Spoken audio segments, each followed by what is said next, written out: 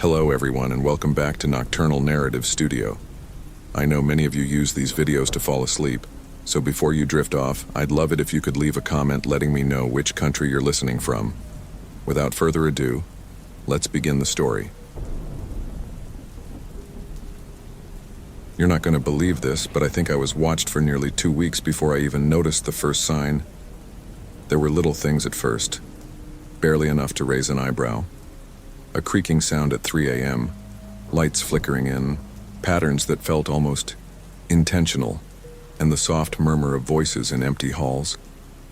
But when I found my own name written in the guest book under a date I hadn't arrived yet, that's when everything twisted inside me like a knot made of ice. I used to manage a small countryside inn in Pennsylvania, nothing fancy, just a handful of rooms and a cozy sitting area with an old stone fireplace. The kind of place people stumbled into when they were lost, looking to disappear for a weekend or just too tired to keep driving through the winding back roads. Business wasn't booming, but it paid enough to keep the lights on and groceries stocked. I lived in one of the upstairs rooms myself, so it was a mix of home and work, which I never minded until it started feeling like I wasn't the only one living there anymore. This all started late last fall. The leaves were turning, thick piles of them gathering along the edge of the porch. It was a Friday evening, quiet, gray, one of those days where the sky feels heavy and nothing stirs. I was sitting at the front desk, flipping through a crossword puzzle when the bell above the door jingled. A man walked in, maybe in his early 50s. Neatly dressed in a dark coat, trimmed beard, clean-shaven head. He had this calm, unreadable expression, like someone used to being unnoticed. The kind of face that would disappear into a crowd 2 seconds after you saw it. He asked for a room, paid in cash. His name? William Branson. I remember because he hesitated just a little when I asked him to sign the guest book. It wasn't unusual for travelers to give fake names. Some folks just didn't want to be found. I never asked questions as long as they weren't loud, messy, or late with payment, so I handed him the key to room 3 and offered him a smile he didn't return. He just took the key, nodded once, and disappeared up the stairs. That was the last time I saw him with my own 2 eyes. For the next 3 nights, the only sign that room 3 was occupied was the occasional muffled movement, footsteps pacing. At odd hours, water running around 2 or 3 a.m. No complaints, no requests, not even a breakfast tray outside his door. By the 4th night, I grew uneasy. I knocked on the door just to check in. No answer. But I could hear faint music playing inside, something classical, looping softly like a forgotten memory.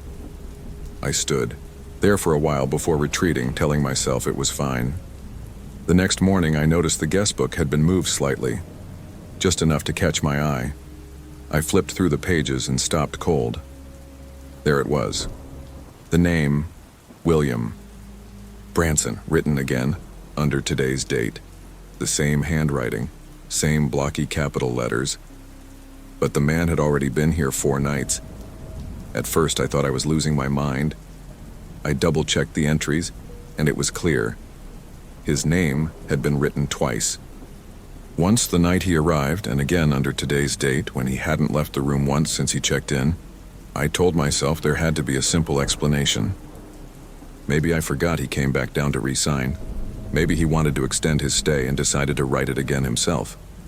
But I hadn't seen him leave that room. That night, I waited. I stayed up behind the front desk, lights dimmed, with the guest book open beside me. Midnight passed, then 1 a.m., and then at 2:12 a.m., I heard the creak of the stairs. I didn't move at first, just listened. Soft, deliberate footsteps coming down from the 2nd floor, one at a time. I peeked over the edge of the desk, expecting to see William, but there was nothing there. The steps kept going past the landing toward the lobby still. No one. And then the pen on the desk lifted by itself and began to write. It scribbled slowly like someone unsure of how to spell their own name. First a W, then an I, then the rest followed. William Branson. Same as before, no hand holding the pen, no body behind it. Just a name dragging itself into existence on the page like it needed to be remembered. I slammed the book shut and backed away. My chest was pounding. I stood there in the dark, waiting for something else to move. But nothing did. Just the steady hum of the old heater in the wall and the cold breath that slipped into the room through cracks in the windows. I didn't sleep that night. I barely moved. And when the morning light finally broke through, I opened that book again. The name was still there, clear, fresh ink. Below it, a single word had been added in smaller letters. Stay. Just that. One word. It wasn't in the same handwriting.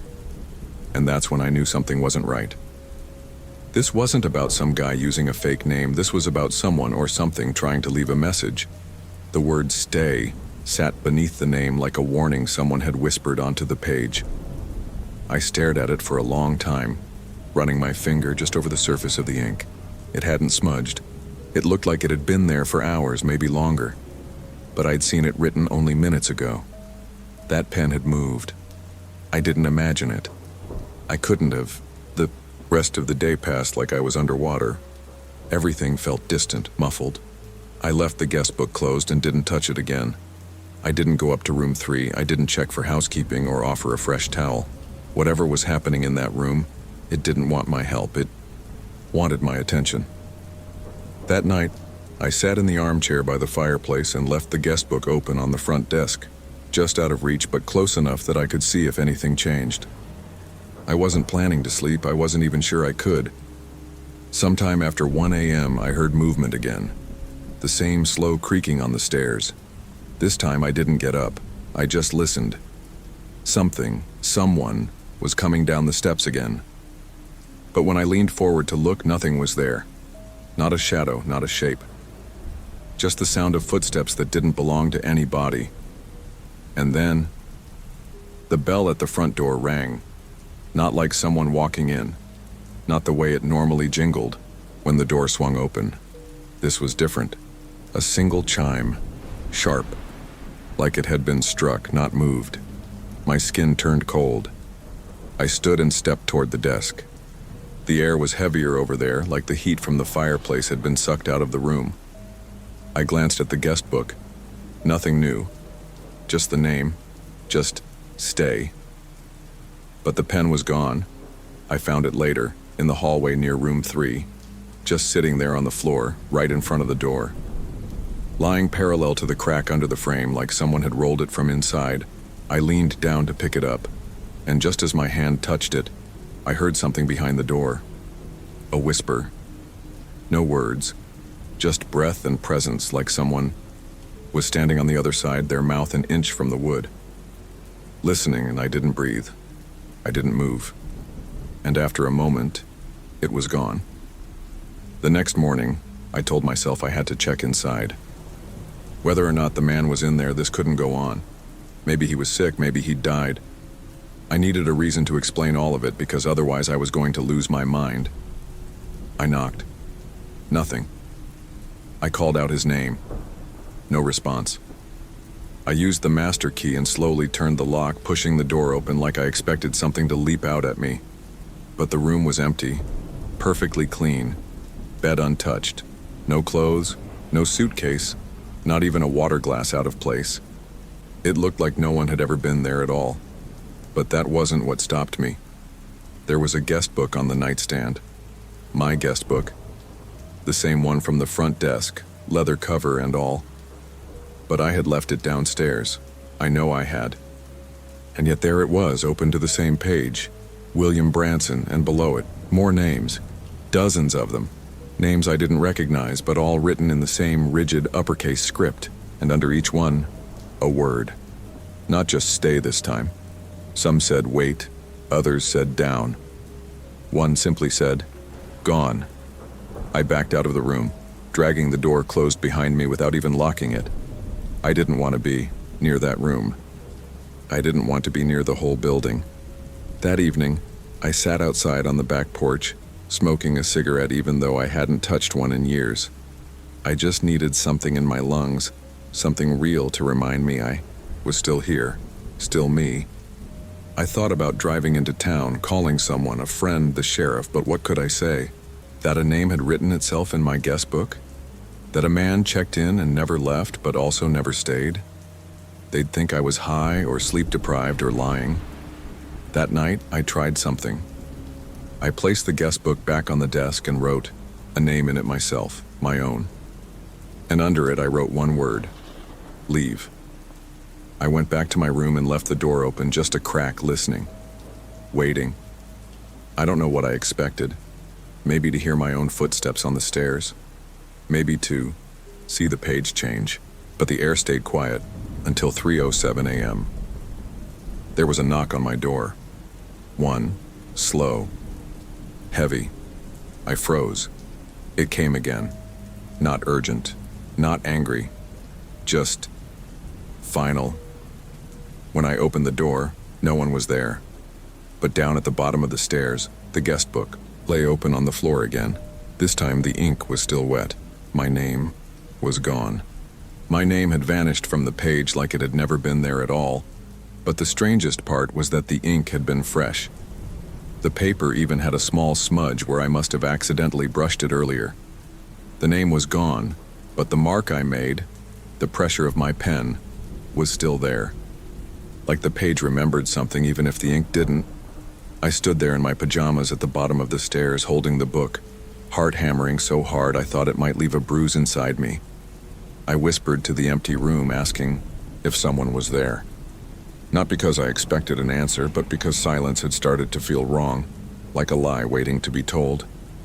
That night I didn't go back to sleep. I didn't even sit down. I just waited until daylight bled in through the front windows and let the warmth shake off the worst of whatever had passed over me. I put the guest book away, locked it in the drawer under the register, told myself I wouldn't open it again. But the next night it was back on the desk, open to a new page. There was no name this time, just a time, 4:17 a.m., written in thick, uneven strokes that almost cut through the paper. Below it, in a smaller script, a message: watch the mirror. I didn't have to ask which mirror. There was only one in the inn worth paying attention to, the tall, antique thing that stood at the end of the hall upstairs. It used to belong to the original owners back when this place was still a farmhouse in the 1800s. Its frame was black iron and cold to the touch, always cold, even in summer. I avoided it on purpose most days. There was something wrong about the way it reflected. Things always looked just a little slower in it, like your reflection didn't quite keep up with you. That night, when the clock hit 4:15, I stood outside my room and stared down the hall. The mirror was a black rectangle in the distance, just far enough to keep its secrets. At 4:17 on the dot, the light above it flickered. Once, twice, then held steady, and my reflection stepped away. I didn't move, not even a breath. But in the glass, my shape turned, looked straight at me. It cocked its head as if confused or maybe curious. Then it lifted one hand and waved. I ran. I don't even remember getting back to my room. I only know I slammed the door and shoved the dresser in front of it like that would do anything. I stayed there until morning. Didn't sleep, didn't blink, just watched the crack under the door for any sign of shadow or movement. When daylight finally came, I crept back out and checked the mirror. The reflection was normal again, but something had changed. The glass had ripples in it now, like water frozen mid-wave.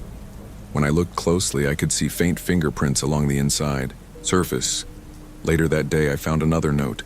This one wasn't in the guest book. It was slipped under my door, scribbled in pencil on the back of a room service ticket from 3 months ago.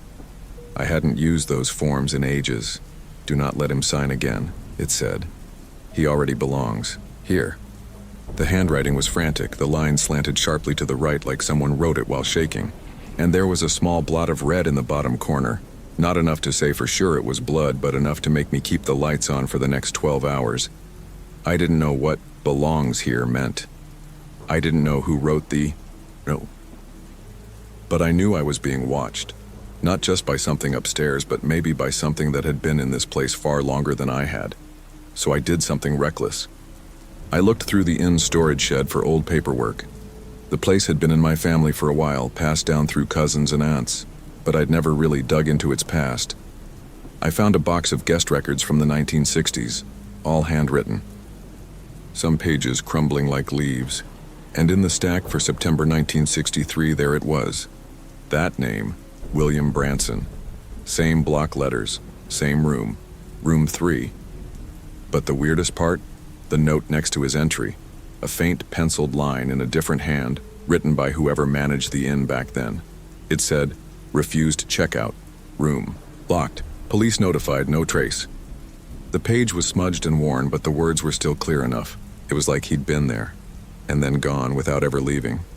No car, no luggage. Just disappeared. I stared at that page for hours, trying to understand how a man could sign in, vanish, and then come back again 60 years later, like time had folded over itself. And then I noticed something else. A second entry dated 1 week later. Guest, Nora Gibbons. Notes, reported sounds in room 3. Missing. 1 week later, just like me. That second name rattled something loose inside me. Nora Gibbons. I'd never heard of her, but it was the timing that set my nerves on fire. 1 week after William Branson went missing, she disappeared too. Right after reporting sounds from room 3, just like I had. I sat on the floor of the storage shed, the musty smell of old wood and yellowing paper wrapping around me like a blanket I couldn't shake off. I kept flipping through the old records, trying to find more. Something to explain this. A pattern. Anything. There were others. Names scattered across the decades. Always room 3. Always strange notes scribbled in the margins. Did not check out. Left in middle of night. Door, still locked. Reported mirror acting odd. Found room empty, items untouched. The pattern was subtle, buried, easy to miss if you weren't looking. But it was there. Room 3 wasn't just haunted, it was hungry. And then came the one that made me drop the papers. One name, written in a crooked, childlike scrawl. Tommy Branson. A child. No notes. No date. Just a name, hidden between 2 pages like someone tried to press it out of memory. It was enough to make me feel sick. I stumbled out of the shed, gripping the edge of the door to stay upright. The cold air hit my lungs like a warning. That night, I blocked off room 3, nailed the door shut, slid the dresser in front of it, and marked it out of order with a handwritten sign. I didn't care if guests got curious. No one was going in there again, but that didn't stop it. At 2:43 a.m., my phone rang, not the inn's landline, my personal cell. It lit up with a number I didn't recognize, just a long string of zeros. I answered it without thinking, pressing the phone to my ear with trembling fingers. No voice, no sound. Just soft static like someone dragging a fingertip across the microphone. I was about to hang up when I heard it, a whisper. So faint it barely registered. Check the mirror. My blood froze. I ran upstairs, heart slamming so hard I thought it might tear itself out of my chest. The hall was dark, quiet. But when I turned the corner toward the mirror, I nearly dropped the phone. The glass was cracked. Not shattered. Cracked like something had hit it from the inside. A long, jagged line that stretched from top to bottom. Behind it, I saw nothing. No reflection. Just a shape. Tall. Still. Waiting. I backed away slowly. But as I turned, something flickered at the corner of my vision. The mirror caught the light of the hallway bulb and threw it backward, showing me not the corridor but the lobby, where the guest book sat wide open again. I ran. Down the stairs, breath sharp and ragged. The book was open to a fresh page. And something, had written again. He wants his name back. 3 lines below it, my name had returned. But it was scratched out, violently. Over and over until the paper had nearly torn through. Underneath, something new had been added in a child's handwriting. Play with me. I stepped away, fast, knocking over the stool behind the desk. This wasn't just a haunting anymore. It was a game. A cycle, a trap. The next day I called a man named Ray Thompson. He was a retired history teacher from a few towns over, known for collecting weird stories and local lore. I told him I needed to talk about the inn. Told him I'd found something strange. He didn't hesitate. Said he'd be there that afternoon. When he arrived, he walked through the place like he'd seen it before. His eyes landed on the guest book immediately. He didn't touch it, just stood over it with a strange kind of respect, like he was afraid of waking it up. "I've heard of this," he said softly. "Not exactly this, but places like it. There's a word the old miners used. Not English. Something they brought over from Wales. They believed in places that could hold names, trap them, feed on them." He paused, then looked me dead in the eye. "Whatever's in this inn, it doesn't want people. It wants their memory, their identity." He opened the book with 2 fingers carefully and read the last page. His face went pale. "This writing here, this looks like a child's." I nodded. "Tommy Branson." Ray frowned. "You're sure?" I grabbed the old records and showed him. He stared at the page for a long time. "He was the original owner's son. Went missing in 1901. They said he wandered into the woods and never came back. But his name wasn't in any of the town's records, like someone tried to erase him completely." My heart dropped. He looked at me again. "I think this place is remembering him for them, keeping what the world forgot. And if that guest book holds a name long enough..." He didn't finish the sentence. He didn't have to. That night, I heard laughter upstairs. Light. Thin, like a little boy playing hide and seek. I found the mirror fully fogged up even though it wasn't cold. And in the center, one word had been drawn with a finger. "Found you. Found you." It was scrawled across the mirror, like a grin. A message drawn in fog where no fog should have been. I stood there, heart in my throat, staring at those 2 words until they slowly began to fade. And just before they vanished completely, I saw it. Another set of letters, smaller, just beneath them. Sign again. I ran. I didn't think. I slammed the hallway light switch down, bolted back to my room, and locked the door behind me. I didn't care if it made sense. I didn't care if Ray told me to stay calm or keep a record or whatever helpful thing ghost hunters say when they're not the ones being hunted. I sat on the floor, back against the door, and watched. The knob like it might start turning. Nothing happened. Not at first. But after about an hour I heard something else, paper, flipping, 1 page at a time. The sound was coming from downstairs. That book was reading itself. By the time I worked up the nerve to go back down, the sun was bleeding into the sky. Pinay, orange and dead blue, casting long shadows across the inn's warped floorboards. The guest book was still open, the pages still. But one thing had changed. There were 2 names now, mine and William Branson's, side by side. Below them, 1 word, stay. And then, something new. A 3rd name, Raymond Thompson. No.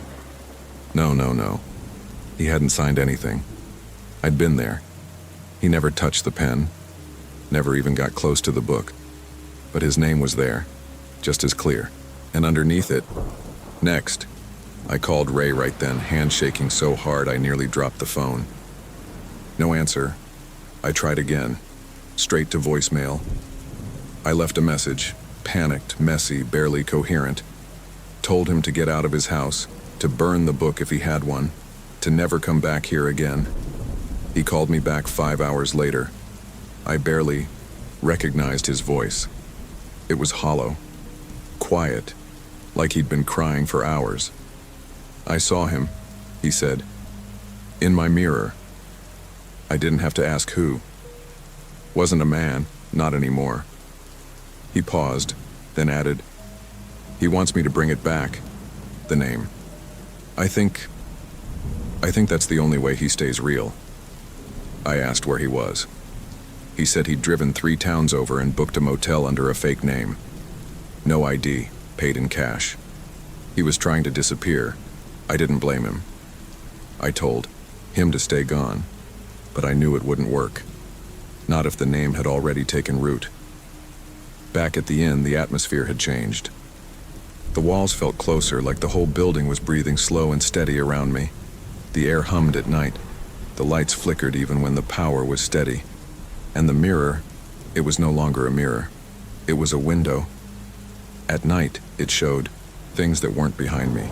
Empty rooms, doorways that didn't exist. And sometimes a boy, pale, watching me, never blinking.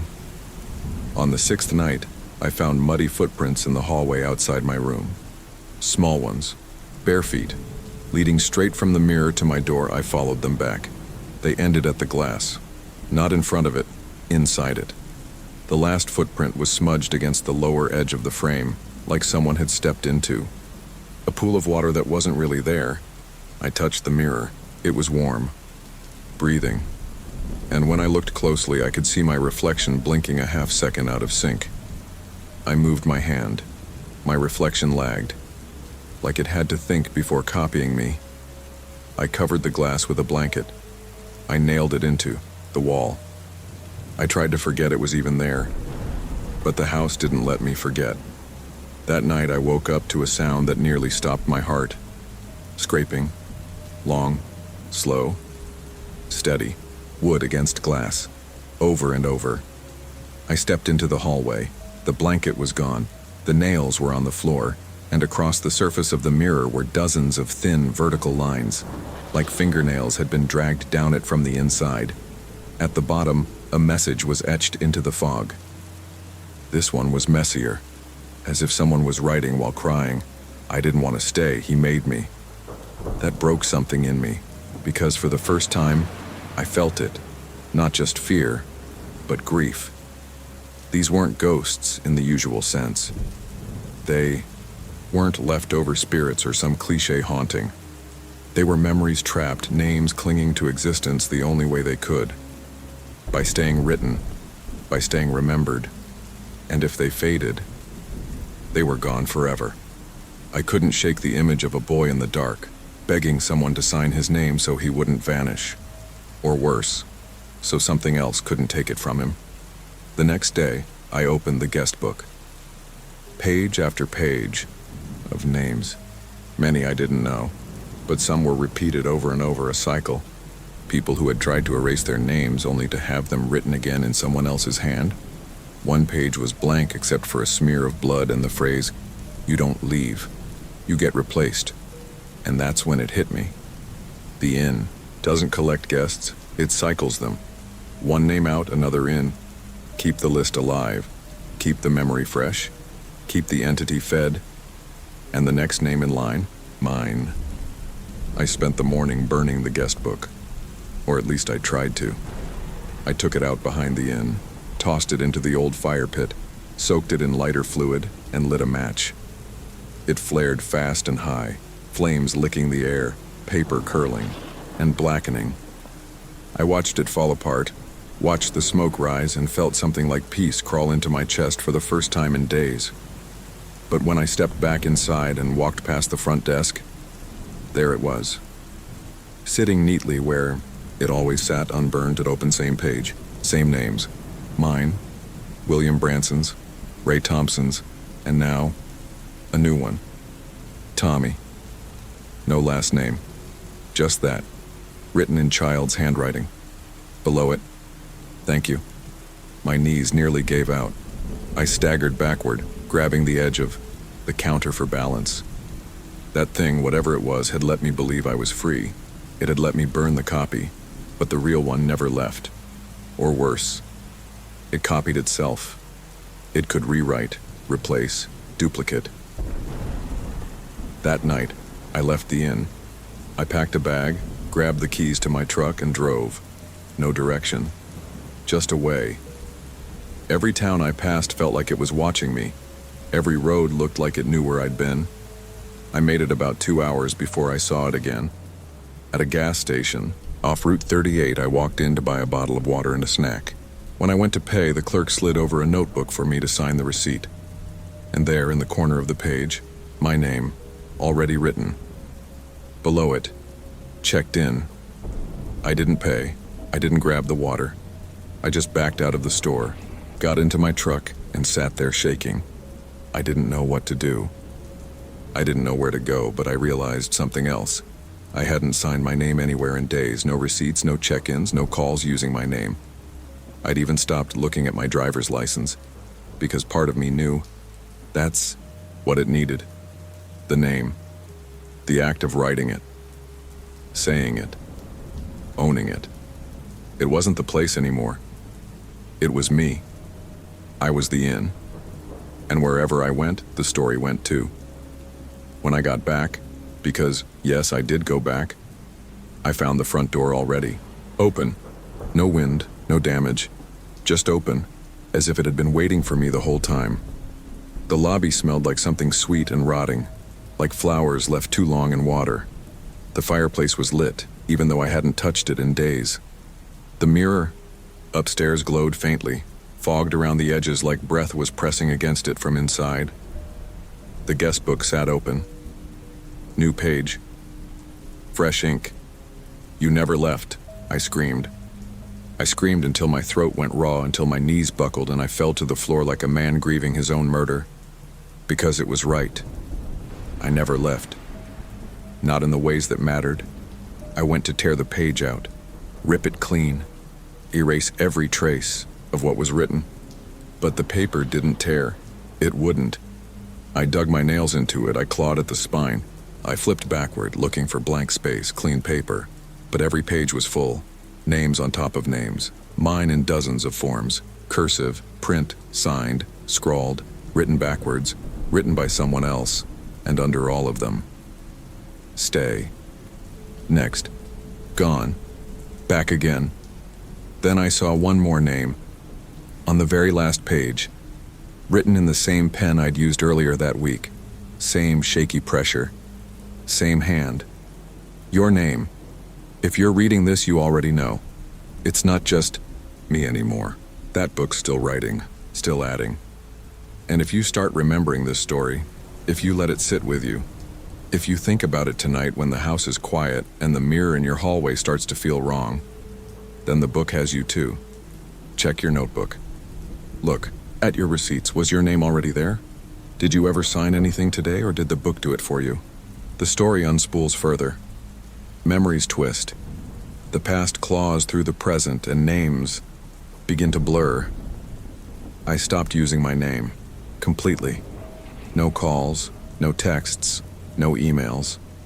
I changed the label on my mailbox, ripped it right off. I even scratched my own name off the back of my ID with a razor blade until it was just a smear of plastic and silence. But the guest book didn't need my help anymore. It remembered all on its own. It started showing up in places I hadn't touched. The bathroom, mirror, the TV screen when it flickered black, my laptop on a blank document I never opened. The same name, the same word under it, stay. I unplugged the modem, smashed my phone, thought maybe if I disconnected enough it would stop following. But it didn't need wires, it didn't need signals. It had me. One night, I found the book under my bed. Not a book. The book. Leather wrapped. Same crack down the spine. Open to a page I hadn't seen before. At the top, in ink darker than any I'd used, it said, Replacements. Below it, a list. Each name I'd read over the last week. William, Nora, Tommy, Ray, a few others. Faded, smudged, almost gone, and mine. At the very bottom, pending. I dropped it and backed away.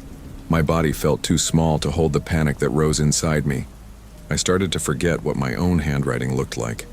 My memories warped around it. I couldn't remember the last time I chose to write anything. Not a note, not a signature, not even a grocery list. Because the moment I did, it would become real, permanent, owned. I decided to find the original ledger, not the copies, not the rewritten echoes the book kept throwing at me. The first one. I remembered something Ray had said, that the Bransons were the first family to own the inn, back when it was a private home, and that Tommy had vanished in 1901. If I could find something from before that, records, receipts, deeds, Maybe I could prove the book started with him. Maybe I could find a way to break the cycle. So I dug deeper. I drove to the county clerk's office, told them I was researching my family home, gave them a fake name, didn't sign anything. They handed me access to old land surveys and ownership documents, dusty, brittle files. And after an hour of digging, I found it, a property deed. Original owner, Thomas Branson, dated 1893. But there was no mention of a son, no Tommy, no wife, no heir. And there was one more thing. A notation scribbled in red pencil across the top, void, occupant unnamed. I stared at it for a long time. My breath started to fog the document. The air turned colder around me even though the room was sealed. It was like he knew I had seen it, knew I was close. Back at the inn that night, I noticed things had shifted. Rooms were darker than they should be, hallways longer. I could hear footsteps in places where no floorboards were supposed to be. And then I saw it. Not the boy. Not the man, but something else. In the reflection of the TV screen just after it shut off, a shape, all outline and absence, like a smudge on reality. It moved like it was stitched together from shadows. Tall, but not stretched. Thin, but not frail. And its face, it didn't have one. Instead, it had names. Dozens of them, scrawled across its skin like carvings, each one moving slightly. Letters wriggling, shifting, trying to stay, trying to hold. And one by one, the names began to go dim, until only one remained. Mine. It turned. No eyes, no voice. But I felt the message burn through my skull. Sign and it stops. But I didn't. I wouldn't. I ran. Back to room 3. The room where it all started. The room I had sealed off. I threw open the door and found it just as I remembered. Untouched. Silent. And in the middle of the bed, the mirror, taken from the hallway, laid flat like a portal in sleep. And on it, a single slip of paper. Old. Yellowed. Burned around the edges. It said, "Erase your name. Someone else will take it." Below it, a signature line, blank. And on the floor, a child's toy. A small wooden horse, covered in dust, splintered at the leg. It was Tommy's. I knew, in that moment, what the book was. What the inn had become. Not haunted, not cursed. Traded. Passed down through names. Each one a placeholder. A willing or unwilling volunteer to carry the weight. To be remembered so someone else could be forgotten. And Tommy, he was the first. To trade his name away. And now I was the next in line. I sat in room 3 with that mirror on the bed for what felt like hours, maybe longer. Time didn't move in that place anymore, not the way it was supposed to. It hung in the air like dust, waiting to settle. The paper in front of me pulsed as if breathing. A blank line waited like an open wound. And the voice, that awful, crawling voice, kept whispering just beneath my thoughts. "Erase your name. Someone else will take it, just one, just once, just sign." I tried to think of someone else, some other name, but every time I thought of a stranger, a face would appear in the mirror. Someone I knew, someone real. Ray, the gas station clerk. My high school friend I hadn't spoken to in years. The old woman who brought muffins to the inn last winter. People I'd brushed against without thinking, now offered up like options. Stumbled away from the bed, bile rising in my throat. This wasn't just a curse, it was a machine, feeding, spinning, trading one soul for another. One name in, one name out. And I'd become part of it the moment William Branson signed that guest book under a name that wasn't his. I didn't sleep that night. I couldn't. The inn creaked and groaned like it was alive. The walls breathed. The floors pulsed. And sometimes, just sometimes, I heard my own voice calling my name from the other side of the door. By morning, I made a decision. If I couldn't run, couldn't burn the book, couldn't forget, then maybe I could bury it. Hide it so deep even the house couldn't find it again. So I grabbed the mirror, the guest book, the page with the signature line. All of it, I took it out into the woods behind the inn. There was an old root cellar out there, sealed years ago, by a storm and a landslide. Locals said it hadn't been opened in decades. I pried it loose. Fought through roots and dirt, made a hole deep enough to hide bones, let alone paper. And I dropped everything in. The moment the guest book hit the bottom, I heard something. A cry, not a scream, not pain, more like a child, waking up and realizing he'd been left behind. I slammed the cellar door closed, covered it with stones, packed it tight with earth, and for a while, the quiet felt real. The house stopped groaning. The mirror in the hallway stayed blank. The lights stopped flickering. My name stayed gone. For 3 days it was peaceful, but peace never stays here long, because on the 4th day a man showed up at the inn, mid-40s, travel bag, tired eyes, said he didn't have a reservation but had heard this was a good place to get away. I told him we were full, told him it was closed. He looked confused, pointed to the glowing vacancy sign in the window. I told him again, firmly this time, that we weren't taking guests. He nodded, apologized, turned to leave, but then paused at the desk, picked up a pen that wasn't there seconds before, and signed his name, M. Langford. I grabbed the book before he could finish, heart pounding, but it was already too late. The ink was dry, the name was sealed. He smiled, but it wasn't a real smile, not the way people smile. It was crooked, cold, knowing. He looked me in the eye and said, "He thanks you."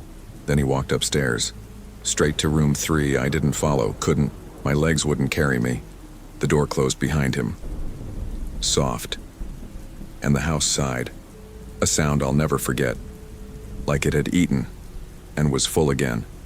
I waited. 1 day. 2. No movement. No footsteps. Room 3 stayed silent. And on the 3rd night, the mirror cracked again. Just one line. Just enough to say, "You passed it on." I fell to the floor and wept. Not because I was free, but because I had become part of the pattern. Another link in the chain. Another hand holding the pen. Now I understand the truth. You don't escape the guest book, you inherit it. And every time you tell this story, every time you remember it, you're flipping the page for someone else. The only question is, will you sign? Or will you watch someone else take your place? I thought that would be the end of it. I really did. I told myself the burden had passed on, that Monsieur Langford, whoever or whatever he was, had taken it off my shoulders, that room 3 was full again and wouldn't need another name for a while. I even started to breathe easier. I vacuumed the hallway, I opened the curtains. For the first time in weeks, the sun touched the floors inside the inn and didn't feel like an intrusion. I almost let myself believe in the quiet again. But it was a lie. A kind one. A temporary one. But still a lie. Because the guest book didn't disappear. It stayed on the front desk, unmoved, like it had always belonged there. I didn't open it. I didn't even touch it. But I knew. Somewhere, deep in my bones, I knew it wasn't blank. I could feel it through the cover, like the book itself had a heartbeat and it was pulsing for me, waiting for me. 3 more guests came through that week, all strangers, all traveling alone, all asking for room 3. And I told each of them, without hesitation, that the room was unavailable. One of them smiled the same crooked smile M. Langford had. Another didn't say anything, just placed his hand flat on the guest book and left a smudge of something dark behind. Not ink, not blood, something else, something old and dry and wrong. The third simply stared at the mirror as he walked by. It and whispered something under his breath that I couldn't hear. But the glass fogged instantly, and when I checked it that night, there were no words. Just a perfect child-sized handprint. It was starting again. Or maybe it had never stopped. Maybe I'd only been given a moment of stillness, the illusion of choice, the quiet space between 2 gasps. I stopped sleeping in my room and began locking myself in the storage closet at night, surrounded by paint cans and broken furniture. I unplugged every mirror. I stopped using my name, even in my own thoughts. And still, the book found ways to remind me that it knew I was still here. One night I heard footsteps pacing in room 3. Not heavy adult steps. These were lighter, faster, looping in circles. A child. I pressed my ear to the floor, and I could almost hear a voice humming, soft and off-key like a lullaby warped by too many years of silence. And then the music stopped and the humming turned to weeping. Not loud, just steady. A sound that belonged underground, buried with bones that should have been forgotten long ago. That same night, the hallway mirror fell. No reason, no movement. Just a loud crash like the house had finally had enough. When I rushed out to see it, I found the glass in pieces and something scrawled in the dust on the floor beneath it. He never left. That broke something in me. I couldn't breathe. I couldn't look away. Because I knew it was true. I'd passed it on, yes. But I'd never escaped it. His name was still inside me, stitched between my ribs like a second heartbeat.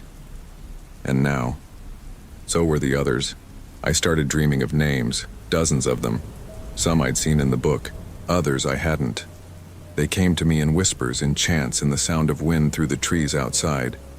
Sometimes I'd wake up with one written across my arm in ink that faded before I could photograph it. Once, it was carved lightly into my pillowcase. Another time, scratched into the frost on the inside of the window. The names never stayed, but the feeling they left behind did. A hollow pull, like gravity, but sideways. It wasn't long before the dreams turned into something worse.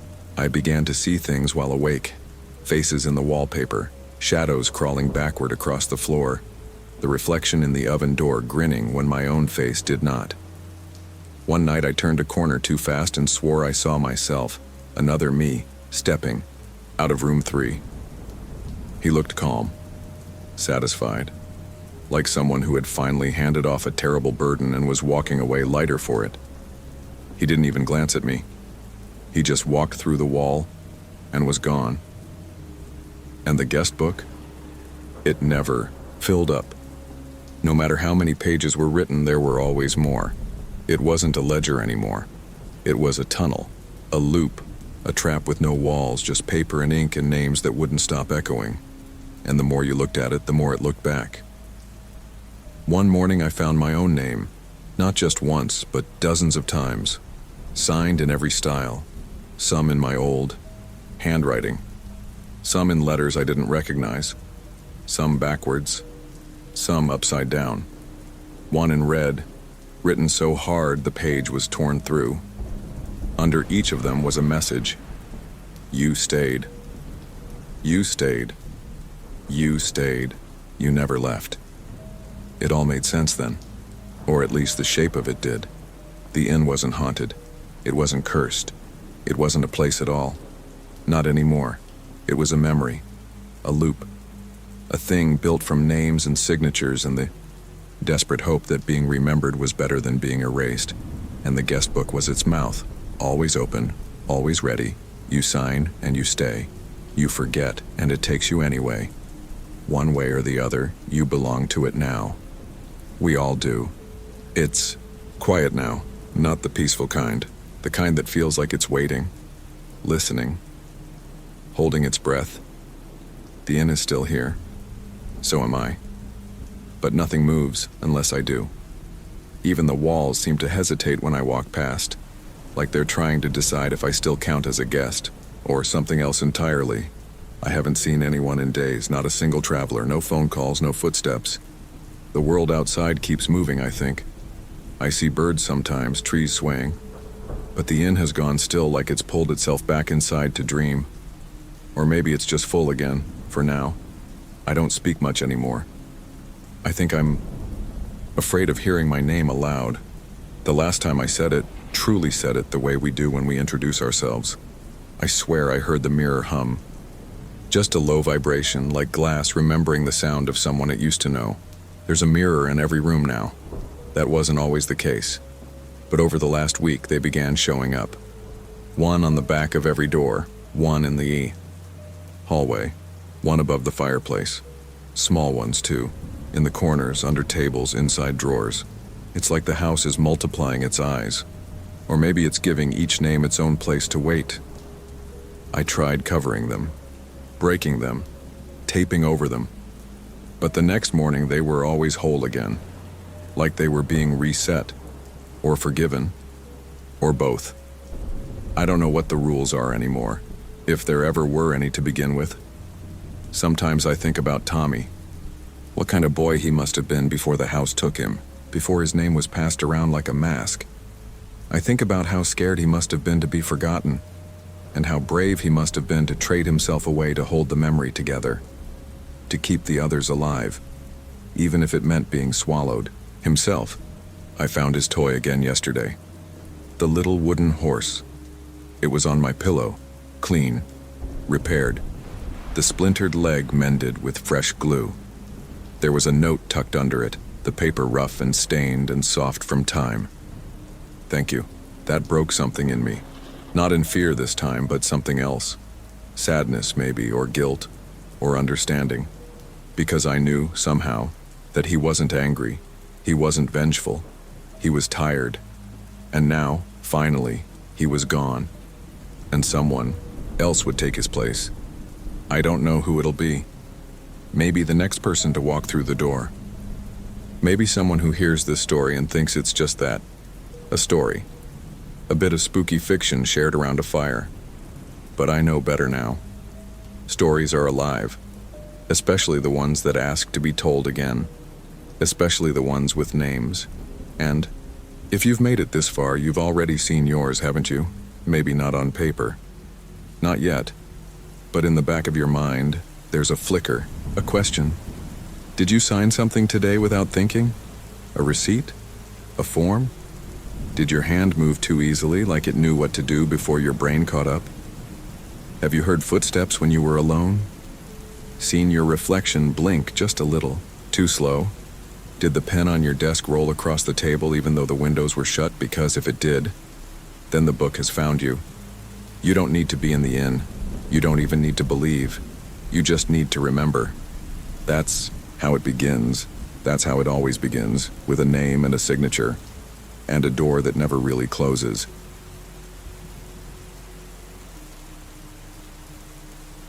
You know how people always say, I had this feeling? Like a chill that didn't come from the cold, or a look over the shoulder that shouldn't mean anything. I used to roll my eyes at that, until it started happening to me. The sound of the faucet dripping when I was sure I'd shut it off. The faint creak of the floorboards upstairs while I sat alone in the living room.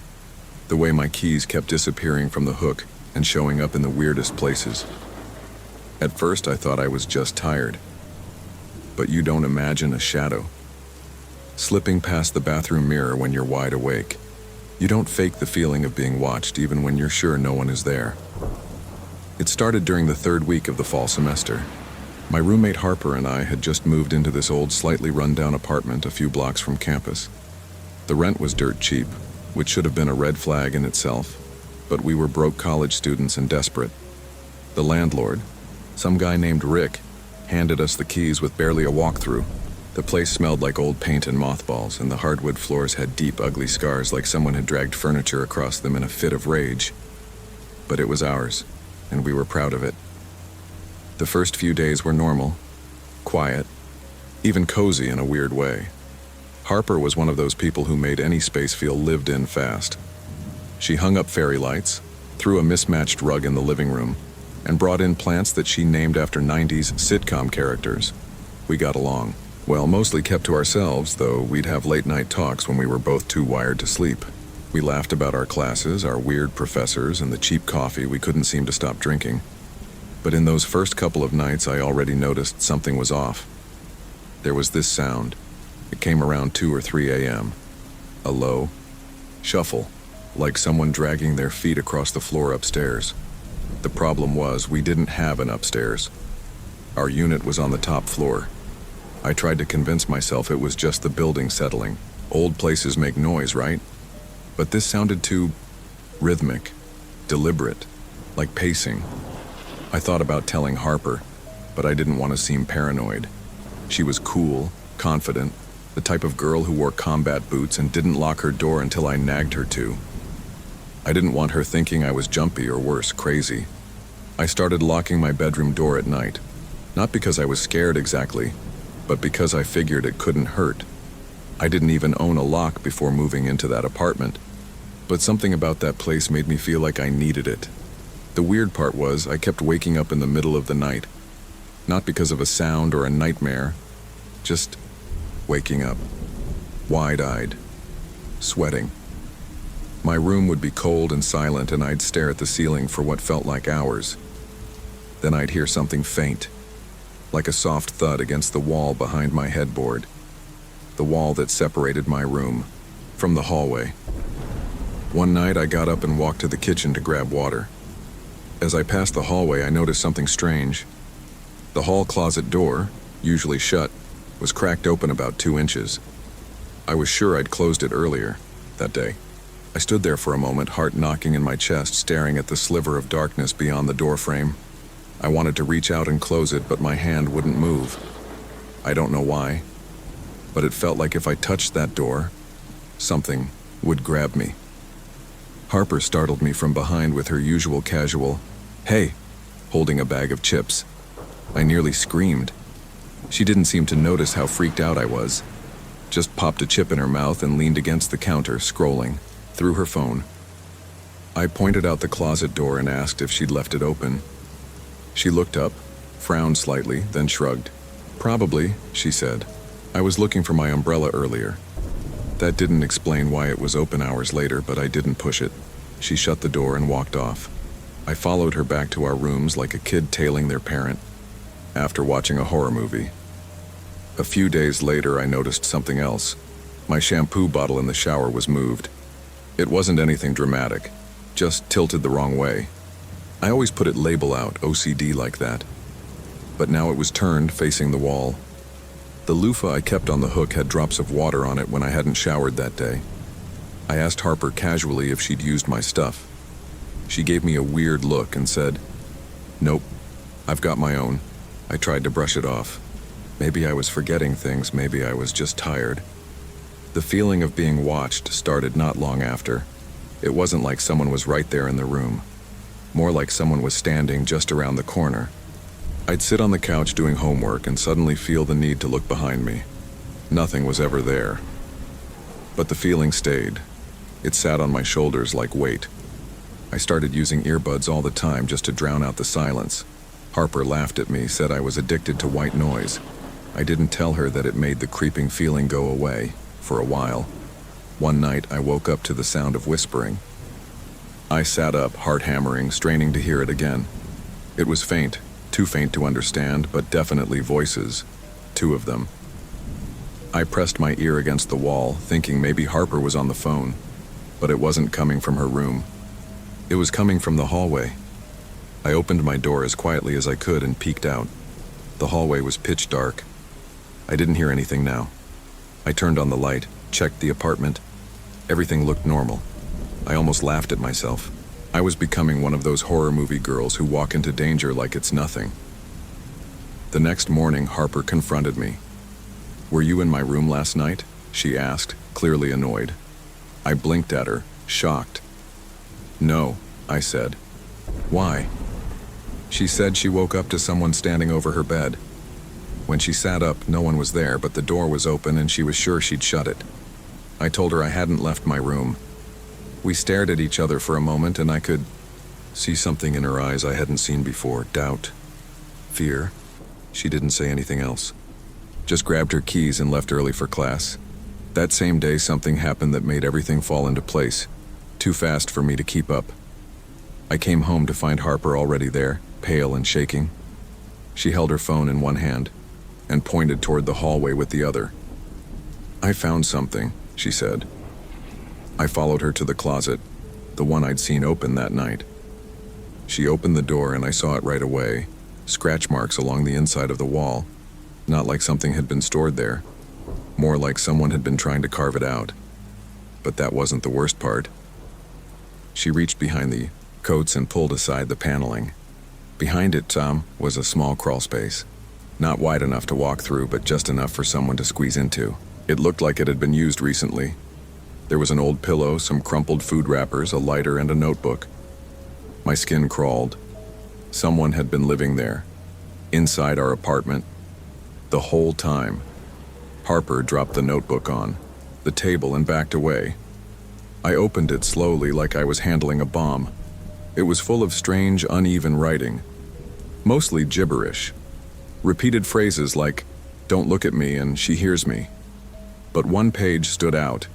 It said, "She sleeps with the door locked, smart girl," and beneath that, "But not smart enough." We called the cops. They searched the place but said the crawl space was empty now. Whoever it was, they were gone, or hiding somewhere else. The officers didn't seem surprised. One of them muttered something about this neighborhood, then left without even filing a proper report. Harper and I didn't sleep that night. We sat in the living room, all the lights on, holding our phones like weapons. I didn't lock my door that night. I didn't want to be alone behind it. The next day, we packed our things. Fast. Harper found a sublet through a friend. I moved. In with my cousin. We didn't talk about what happened. Not really. But sometimes late at night I still hear the whispering. And I can't stop thinking about that note. The one in the crawl space. She sleeps with the door locked. He must have been watching me. He must have been inside. We didn't talk much after moving out. Harper and I exchanged a few awkward texts, mostly to confirm we'd returned the keys and canceled the utilities. But the closeness we had when we first moved in was gone. Something about discovering that crawl space. It cracked something between us. Like we'd both been forced to see a side of the world we weren't ready for, and neither of us wanted to look each other in the eye afterward. Maybe we reminded each other of how close it had gotten, how blind we'd been. My cousin Alex didn't ask many questions when I showed up with 2 suitcases and a haunted expression. He just helped me carry my stuff inside, handed me a spare key, and offered the couch until I could figure things out. I didn't tell him the real story, not all of it. I said we had a break-in, that it freaked me out, that I couldn't sleep there anymore. He bought it, mostly. But at night I caught him glancing at me when I stared too long out the window or jumped at the sound of the heater kicking on. For a while, things felt normal again, or close to it. I went to class. I studied. I worked my part-time shift at the bookstore. I tried to fill my schedule so full that I wouldn't have time to think about the dark space behind that panel in the wall. I didn't want to think about how long he'd been there. How many times I must have walked right past him, slept just feet away while he crouched in the walls. Watched. But even with all the distractions, I started to feel it again. That same crawling unease. It wasn't constant, but it returned in flashes. I'd be brushing my teeth and think, I saw someone behind me in the mirror just for a second. Or I'd be getting dressed and realize the closet door had swung open again, even though I was sure I'd shut it. I kept telling myself it was just trauma, leftover fear bleeding into a safe space that I was still shaken. But deep down I knew better. I could feel it again.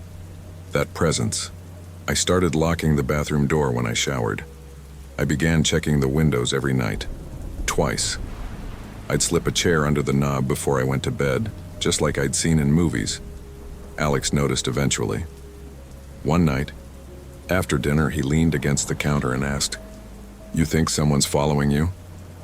His tone was careful, not mocking, but I couldn't answer. Because I didn't think it. I knew it. That night, I had a nightmare. One of those dreams that doesn't feel like a dream at all. I was standing in my old apartment in the hallway, staring at the closet. The door opened on its own, inch by inch, until the crawl space was visible again. But this time, someone crawled out. Slowly, not crawling like a person, but like a spider. Limbs bending the wrong way, I couldn't move, couldn't scream. He got right up to my face and then, nothing. I woke up, gasping, soaked in sweat. The blanket was on the floor, the chair was knocked over, and the front door was unlocked. I didn't sleep after that. I stayed up all night, lights on, every curtain open. I texted Harper, just a single line. "Did you ever feel like he followed you?" She didn't answer until the next afternoon. She sent a voice message. I sat there staring at the little play button for what felt like an hour before I finally hit it. Her voice shook. I thought I was going crazy. I've been hearing things, footsteps, breathing. The landlord says the new tenants complain too. They think the place is haunted, but it's not haunted. We know what it is.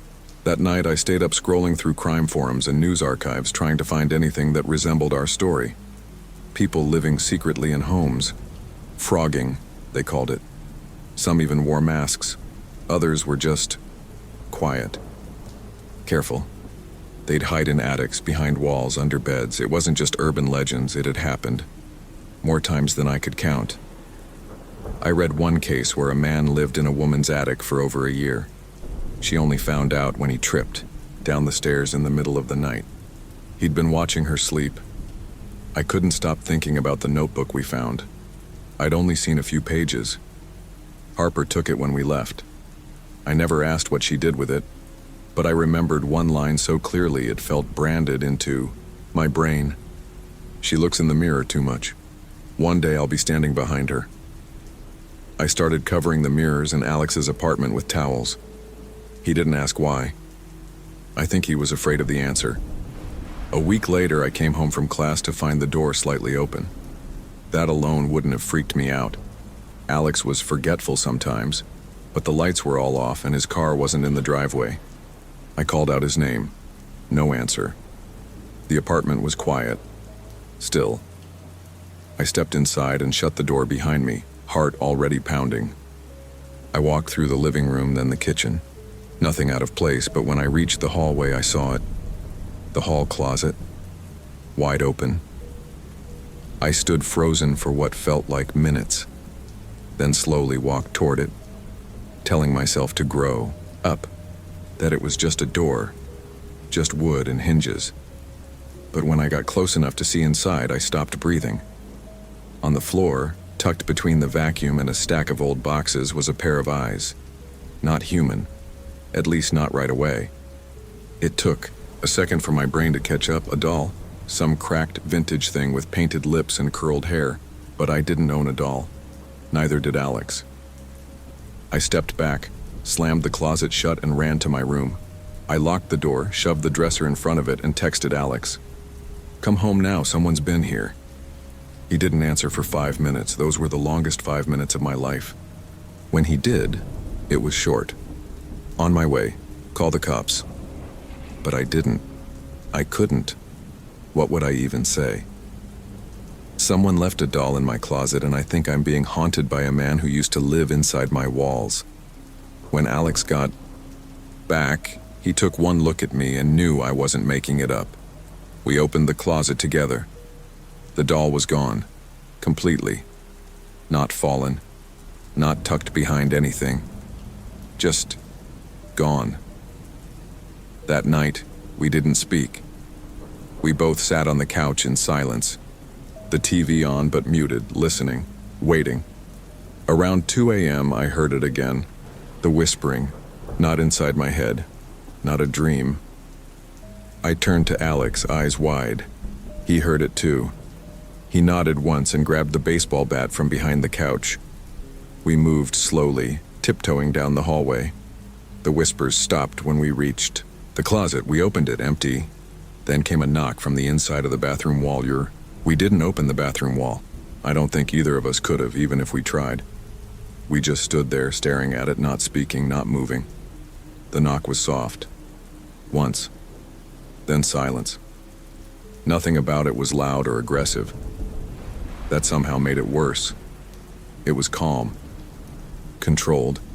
Like whoever or whatever was inside didn't need to rush. They already knew how this would go. Alex lowered the bat and stepped back, his face pale. "That was the pipes," he said, like if he could say it enough times it would become true. I didn't argue. I wanted to believe that too. But we both knew what we'd heard. And the look in his eyes, this wide, hollow panic, told me he was thinking the same thing I was. It was happening again. It had never stopped. We didn't sleep that night. We tried. We sat in the living room with every light on, every door locked, but we kept hearing things. Not knocks this time, just the soft scuffle of movement. Breathing. Once I heard what sounded like someone sighing from under the floor. I wanted to run, I wanted to scream, but there was nowhere to go, no answers. No way to know what part of the apartment they might be hiding in. The next morning, Alex called a contractor. Told him we were hearing animals in the walls, maybe rats or raccoons. The guy came out that afternoon, took a look around, tapped on a few surfaces. Said the place was clean. Well sealed, he called it. No way anything could have gotten in here. He looked at me when he said it, and I wondered if he saw the circles under my eyes, the tension in my hands. I wanted to scream at him, tell him to rip the walls open to see for himself. But I stayed quiet. That evening, Harper called me. Her voice was low, cracked. "He's not gone," she whispered. "I saw him."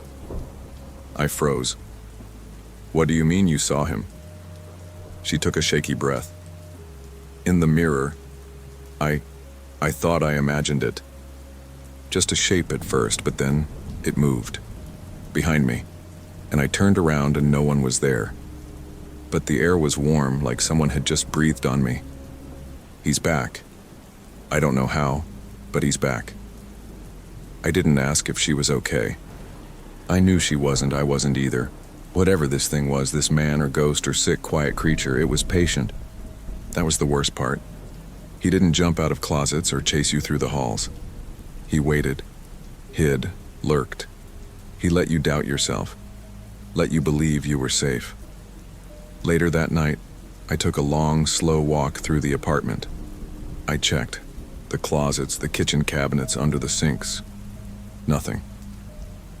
But I kept getting stuck on one spot in the hallway, the air vent near the floor. It was slightly open, barely noticeable, but the screws had been scratched, like someone had unscrewed, and retightened them over and over again. I knelt down, heart thudding, stared into the dark slats. I didn't see anything, but the air smelled wrong, damp, like old sweat and rotting wood. I couldn't stop thinking about the notebook from the old place, the weird scrawl, the way he described us, not like people, like objects, observations. She hums when she makes tea. She walks heavy but sleeps still. She checks the locks twice, then forgets them in the morning. He was watching us like someone studying animals, measuring our habits, predicting our moves. That night, I found something. Something I still wish I hadn't. I couldn't sleep again. So I paced. Around 3 a.m., I passed by the hallway and noticed the vent cover had fallen completely off. It was lying on the floor like it had been pulled. I stepped closer, heart pounding, bent down to look inside. I saw something tucked just inside the duct. Reaching in with a shaking hand, I pulled it out. It was a photograph, an old Polaroid, blurry, faded, but the image was clear enough. It was me, sitting on the couch in Alex's apartment, headphones on, laughing at something on my laptop, taken from just outside the hallway, from inside the air vent. I screamed. I dropped the photo like it had burned me and ran to Alex's room. He burst out half asleep, confused. I showed him the photo. He turned pale, took a shaky breath, and immediately started checking every vent, every crawl space, every possible hiding spot. Nothing. But we knew he'd been there, watching, close enough to touch us. We called the police this time. They came out, took the photo, looked through the vents. They even pulled out some of the panels along the gay wall, but they found nothing. No signs of forced entry, no fingerprints. One of them suggested it might have been a prank, that someone had access to the apartment, maybe a former tenant. I wanted to scream. I knew what this was. It wasn't a prank. That night I dreamed of him again. This time I was standing in a room full of mirrors. Every reflection was slightly off. Some blinked when I didn't. Some turned their heads while I stood still. And in one, far in the eye, back I saw him, eyes dark, standing still. waiting. When I woke up, I could still feel the cold from that dream clinging to my skin. Alex and I started staying at friends' places after that, rotating, never sleeping in the same apartment, for more than a night or two. It helped at first, but the feeling followed me. The dreams, the small, subtle shifts. I'd wake up and feel something had changed. My bag moved, my toothbrush wet, the closet door slightly ajar. No one believed me anymore. Not really. They were kind, but I saw the doubt in their eyes. One day I went back to the old apartment, the one Harper and I had left. I don't know why. Maybe I wanted closure. Maybe I just wanted to prove to myself that he was gone, that it was over. I stood across the street watching the new tenants come and go. A young couple. They looked happy, normal. But then I saw something that made my blood run cold. In the second-story window, my old bedroom, I saw a shape, a person, standing still behind the curtain, watching me, just watching. They didn't move, didn't step away when I stared back, just stood there. Then the curtain fell back into place slowly. I turned and left. I haven't gone back since. But even now, even as I tell you this, wherever you are, whoever you are, I still hear it sometimes. The knock, the breathing, the shift in the walls. Because when someone lives in your home without you knowing, when they live quietly, patiently, close enough to learn you, they don't need to stay in one place, they just need to stay close. A few weeks passed and the nightmares never really stopped. They just changed. At first they were vivid, too real, always the same. Dark corners, narrow vents, a pair of hands reaching for me from behind walls I didn't know existed. But then they became more abstract, more wrong. Sometimes I'd dream that I was standing in my own skin, watching myself from across the room. Sometimes I'd wake up unsure of where I was, feeling like I'd been sleepwalking, even though every door was locked and every window latched. Harper stopped answering my messages. After that last call where she told me he'd returned, she just vanished from my life. Her social media accounts went dark, her phone straight to voicemail. I reached out to one of her classmates and they said she'd taken a mental health break and gone home. But something in me knew that wasn't the full story. She wouldn't have left without saying anything unless she felt unsafe. And if she felt unsafe, then maybe she was right. He wasn't done with us yet. I started keeping a journal, not because I wanted to document anything, but because I couldn't trust my own memory anymore. I'd wake up to find things out of place and wonder if I had done it in my sleep. I needed a way to track what was happening, what I was sure of.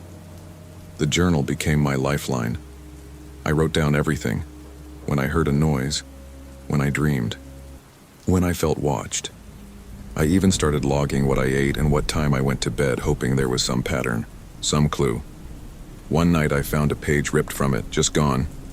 Not the whole notebook, just one torn out page. I panicked, thinking maybe I'd done it myself and forgot. But the tear was clean, not rushed, not the kind of rip you make when you're angry or out of control. It was careful, intentional, and worse. It was a page I distinctly remembered writing about a dream I had. A dream where I saw him standing at the foot of my bed whispering something I couldn't understand. I'd written it all down. Now it was gone. I searched my room, every drawer, every book, every inch of the floor. Nothing. But the next morning, I found it. Folded in half. Slipped under my pillow. Not in my handwriting. The words were copied, almost. Close, but wrong. Like someone trying to imitate me. Some letters tilted at odd angles. Punctuation off. But the final line chilled me. You're starting to see me. That's good. I moved out of Alex's place the next day. I didn't give a reason. He didn't ask. I think he was relieved, honestly. As much as he tried to be supportive, the tension between us had grown thick. He was starting to look at me the same way people looked at Harper before she disappeared, like I was a glass about to shatter. I couldn't blame him. I didn't feel whole anymore, just brittle. one sharp word from breaking. I found a room to sublet from a girl named Carla. She was quiet, older than me by a few years and barely home. It was perfect. The place was small but neat, and for the first time in months, I felt like I could breathe. I didn't unpack everything though, just the basics. I couldn't shake the feeling that I wouldn't be staying long. The first night there was quiet, peaceful even.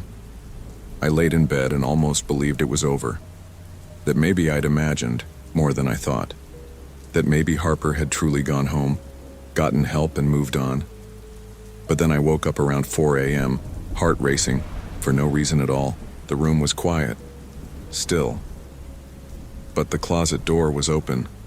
I hadn't opened it, I knew I hadn't. It was just a few inches, barely cracked, but it was enough to make my skin crawl. I stared at it for a full 5 minutes before I got up and shut it. I even wedged a chair in front of it just to be safe.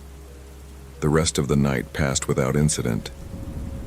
But I didn't sleep. I just stared at the wall and listened to every sound the house made, waiting. In the morning, I found something tucked behind the toaster in the kitchen, a button. Not like a clothing button, but one of those small, smooth metal buttons that come from old electronics. It was grimy, rusted, out of place. I picked it up with a paper towel and threw it out. Thought nothing of it. But the next morning, it was back, in the exact same spot. I asked Carla if she'd seen it, trying to keep my voice light. She looked at me blankly. "What button?" I pointed to the corner. There was this little metal, but it was gone again. She shrugged, clearly uninterested, and went back to scrolling on her phone. That night, I pushed the dresser in front of the closet door. I even slid my suitcase up against it for good measure.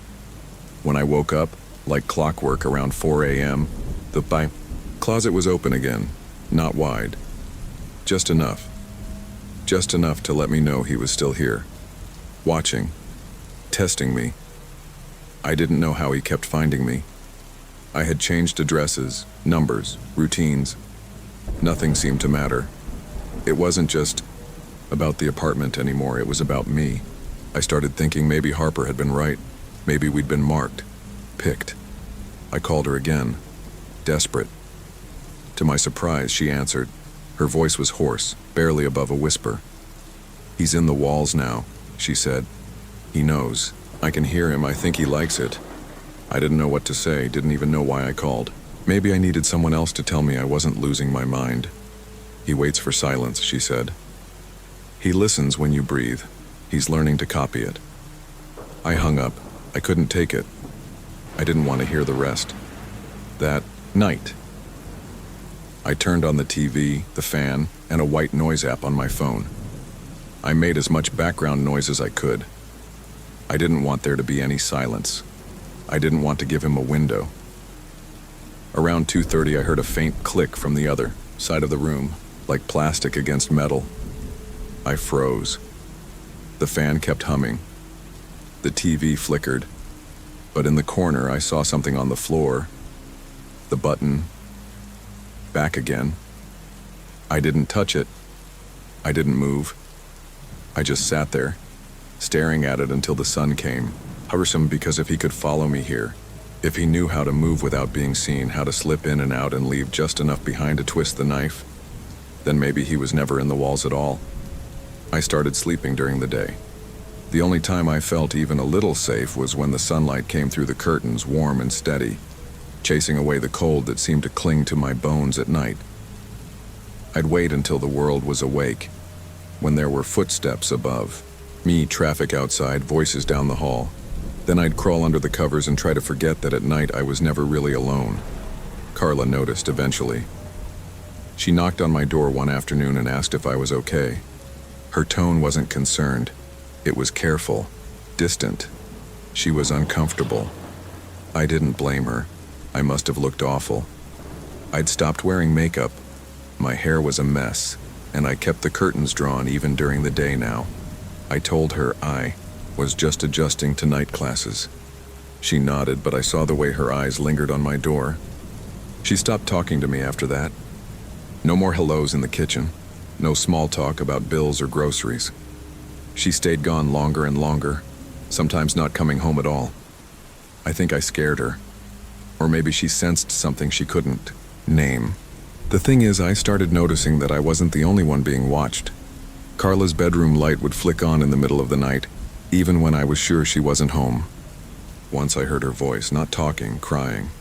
Soft, muffled sobs through the wall. But when I knocked to ask if she was okay, there was no answer. And the crying stopped the moment I touched the door. I called her the next morning. She said she hadn't been home at all. She'd stayed at her boyfriend's place. I didn't tell her what I'd heard. What would be the point? She'd just do what everyone else did, look at me like I was slipping. But I knew what I'd heard. I stopped checking the closet. I stopped checking the vents. I knew it didn't matter. Whatever he was, however he moved, he didn't need hiding places anymore. He didn't live in shadows or crawl spaces or air ducts. He lived in the silence, in the waiting, in the tension between blinks, the crack between seconds.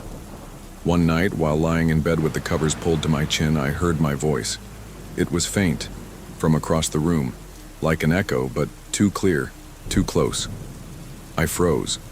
My phone was next to me, silent. The TV was off, but I heard it again, a soft whisper. My own voice saying my name, slowly, like a taunt. I wanted to scream, but nothing came out. I started recording at night, left my phone on the dresser with the camera pointed at my bed, not to catch him, really, just to prove to myself that something was happening, that it wasn't all in my head. The first few nights were normal, just a few hours of tossing, turning, the occasional whisper of blankets. Nothing strange. I started to think maybe I was wrong. Maybe everything was just my mind playing games. Until the fifth night, I woke up, groggy and dazed, to find my phone on the floor. The screen cracked. I picked it up and checked the video. Most of it was uneventful, dark, quiet, normal. But at 3:41 a.m., something changed.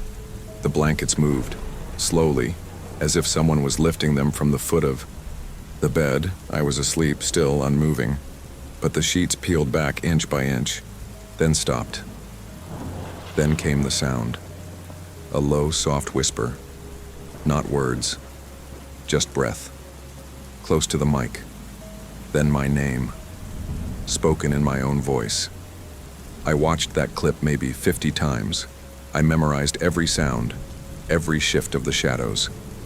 I tried to convince myself it was sleep talking, some kind of noise distortion. But deep down I knew better. That wasn't me. I didn't sleep that night. I didn't sleep the next night either. I just sat in the living room, lights on, trying to stay awake. My head ached constantly now. My thoughts scattered. Sometimes I'd start writing something and forget what I was trying to say halfway through. I started losing time. Little chunks at first, 20 minutes here, half an hour there. But then one day I blinked and realized it was dark out and I couldn't remember ever waking up. My hands were covered in ink. My journal open to a page I didn't write. Just one sentence over and over, filling the paper until the words slanted and bled into each other. I'm not inside the walls anymore. I stopped writing after that. I decided to leave. No more sublets. No more staying with friends. I packed everything I could into a duffel and bought a ticket out of town. Anywhere. Just away. I didn't care where. I didn't tell Carla. I didn't leave a note. I just locked the door and left. The bus ride was long and I kept dozing off despite myself. Every time I closed my eyes, I heard him. Breathing. Not beside me, not in my ear, but inside me. Like my lungs weren't mine anymore. I checked into a roadside motel, the kind with buzzing neon lights and stained carpets. I didn't care, I just needed to be somewhere new, somewhere he hadn't been. I locked the door, shoved a chair under the knob, pulled the curtains shut, and sat on the edge of the bed. It was quiet, too quiet. I stayed awake as long as I could, but eventually sleep took me. When I woke up, the closet was open, and the bathroom mirror had words scrawled across it in the steam, even though I hadn't used the shower. "You brought me with you." I stared at the mirror for a long time, not moving, not breathing, just watching the letters melt and drip down the glass until they vanished into nothing. My whole body felt numb, like every nerve had shut down at once to keep me from breaking. I didn't cry. I didn't scream. I couldn't. The words didn't just confirm my fear, they settled it. It was never the apartment. It was never about the place. It was always about me. I grabbed my bag and left within minutes, not bothering to check out. I didn't even take the elevator. I ran down 3 flights of stairs and hit the street, unsure of where I was going or what I was doing. The sun had barely started to rise, and the cold air felt sharp against my skin. For a few seconds, that sting grounded me, but the quiet of the street was unbearable. Every shadow looked like a person. Every alley felt like a throat waiting to swallow me. I called Harper again. This time the number had been disconnected. No voicemail, no forwarding info. Just gone. I stood there on the sidewalk, holding my phone to my ear long after the call had ended, trying to decide what terrified me more, the silence or the idea that maybe, just maybe, she hadn't cut me off. Maybe she couldn't answer. I found a coffee shop a few blocks away and sat in the back corner, hood pulled up, shaking hands wrapped around a cup I barely touched. I tried to write in my journal again, just a list, something simple. My name, the date, the city I was in. But halfway down the page I stopped, because I didn't recognize my own handwriting. The letters were too straight, too deliberate. Not rushed, not messy the way I usually scrawled when I was scared. And in the bottom right corner something had been added. A small, crude sketch of a face.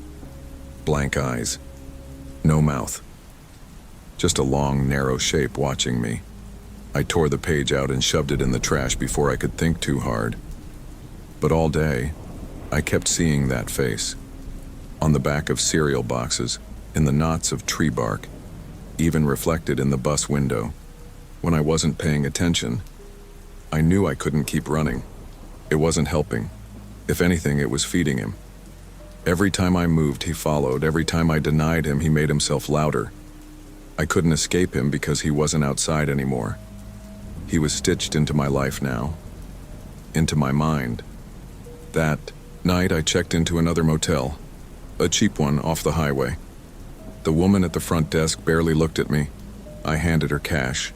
She handed me a key. No questions. Room 207. I sat in the room for hours without turning on the lights, just listening. No TV, no phone, nothing. I wanted to see if I could feel him in the silence. If I could finally hear what he was trying to tell me. At first, there was nothing. Just the low hum of cars in the distance, a dog barking, the creak of pipes, normal sounds, safe sounds. But then, slowly, I started to hear something else. A faint rustling. Not like leaves or paper, but like skin brushing against fabric. I turned on the light. Nothing there. Closet shut. Bathroom empty. I checked. The vents, the corners, even under the bed. Still nothing. But when I looked in the mirror, I saw it again, words in the steam, even though I hadn't turned the water on. Don't turn around. My whole body locked up. I didn't move. Couldn't. I just stared at the glass, waiting, straining to hear something, anything behind me. But there was nothing. Just the quiet. Just the echo of my own shallow breathing. I stood there for what felt like an hour, never turning, barely blinking. Eventually, I ran out of strength. I spun around fast, expecting to see him, to end it, but the room was empty. That night, I dreamed again. But it wasn't like before. This time, I was in someone else's body. Walking down a hallway I didn't recognize. I could feel him behind me, so close his breath warmed the back of my neck. I turned a corner and saw a door slightly open. A closet. Inside, crouched in the dark, was me. Not the version I knew. This one was pale, lifeless, eyes wide and fixed on the door. And then I, the body I was in, stepped inside and pulled the door shut. I woke up screaming, but I wasn't in the motel room anymore. I was sitting in the bathtub, clothed, wet, the shower running cold water over my head, and carved into the tile above me, scratched by something sharp, were 4 words. "This is your turn." I checked out that morning without speaking to anyone. I didn't care if they thought I was on something. I just needed to go, to move. I found an old friend from high school living a few towns over and begged her to let me crash for a few nights. She hesitated but said yes. I didn't tell her anything, just smiled and thanked her and tried not to look over my shoulder too much. But the moment I walked into her apartment, I felt it again. The draft from a vent that shouldn't be open. The shift in the light where no one had moved. He was already here. Because I'd brought him with me. Because maybe he was never in the walls. Maybe I had let him in a long time ago. And maybe now there's nowhere left to run. I didn't sleep the first night at Melanie's place. She let me take the guest room, a small space near the back of the apartment with a single bed, a dresser, and a curtained window that looked out over the parking lot. It should have felt safe, familiar. But the moment I lay down, I could feel him. Not see him, not hear him. But I knew he was there. Not in the room exactly, but just beyond it. Just far enough to make me question myself. I kept the lamp on, the door cracked open, and the covers pulled to my chin. Every time I started to drift off, I'd wake with a jolt, convinced something had moved near the foot of the bed. I told myself it was trauma, lingering fear. I'd been running on fumes for weeks, but when I sat up and looked around, something felt off. The dresser drawers were all closed, but one of them wasn't flush with the frame anymore. It stuck out by a 1/4 inch. That might seem small, I know. Nothing to panic over. But I hadn't opened that dresser. Not once. I had barely put my things away. My bag was still zipped at the foot of the bed. I stared at that drawer for a long time. I didn't open it. I just sat there watching, like it might reveal something on its own if I waited long enough. Melanie was gone most of the next day, busy with work, and I didn't tell her what I'd seen. I didn't want to ruin the one place I had left, to hide. I spent most of the day wandering the apartment, touching objects, checking doors, opening closets, just to reassure myself they were empty. But everything I touched felt watched. Like I wasn't searching alone. Like something was one step behind me. That night I decided to record again. I set my phone up on the dresser facing the bed, same as before. I told myself this time would be different. It had to be. But when I checked the footage the next morning, my stomach dropped. The recording lasted 2 hours and 12 minutes before the video cut off on its own. It stopped at 3:17 a.m., the moment I remember sitting upright in bed, unable to breathe. But before it ended, I watched myself sleeping, peacefully, still, and then the closet door opened. It didn't creak, didn't swing wildly. It opened slowly, deliberately, like someone had been waiting for the exact right moment. The figure that stepped out wasn't entirely visible, just a shadow at first. But then a shape emerged, tall, thin, not just thin, gaunt, long arms, unnaturally long. He didn't walk. He crouched, moved low to the ground. He crawled to the side of the bed, and then just sat there, watching me, inches from my face. The video cut out after that. I didn't scream. I didn't throw the phone or run out the door.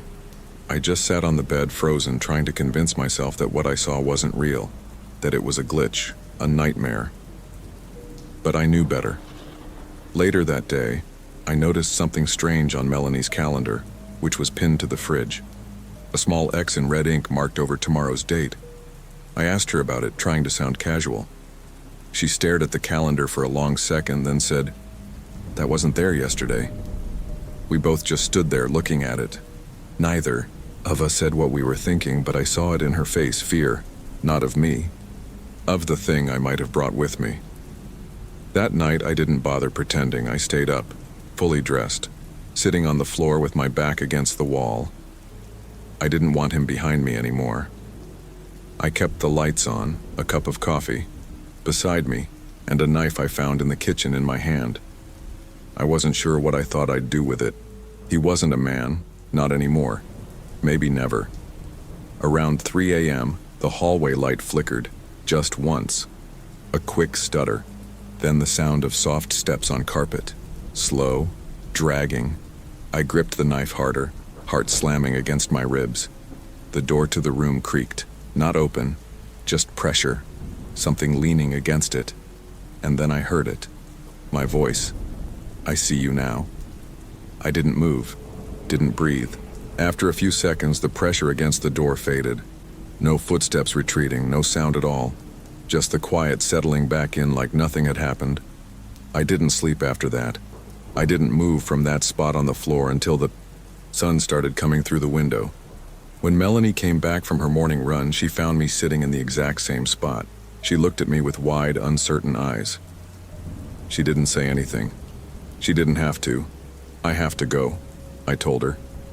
She nodded. I packed my things and left within 10 minutes. She didn't ask me where I was going. She didn't offer a goodbye, because we both knew it didn't matter. It wasn't about where I went anymore, and he was already there. I took a train this time. I didn't care where it was going. I bought the cheapest ticket and boarded without looking back. I picked a seat near the rear, facing the opposite direction, so I could watch where I'd been rather than where I was going. That felt safer, somehow. Like I'd know if he followed. Like I'd see him coming. I kept my bag on my lap and stayed awake the entire ride. Hours passed. People came and went. But I sat still, eyes flicking from face to face, from reflection to reflection in the window. It didn't matter how fast the train moved. He could keep up. He didn't move like the rest of us. At one point, an older man sat down across from me, wore a jacket too big for his frame and smelled like dust. I didn't think anything of it until he leaned forward and said, "You've seen him, haven't you?" My blood froze. "I don't know what you're talking about," I said. My voice sounded wrong, too small. He tilted his head slowly. They always say that at first. I stared at him, waiting for a punchline, a smirk, something to tell me he was joking, but his eyes, they were glassy, too wide, like he'd been awake for far too long, like he was watching something just over my shoulder. "Once he finds you," the man whispered, "he never really leaves. He waits, he learns, he gets in." I stood up and walked to the other end of the car. I didn't look back.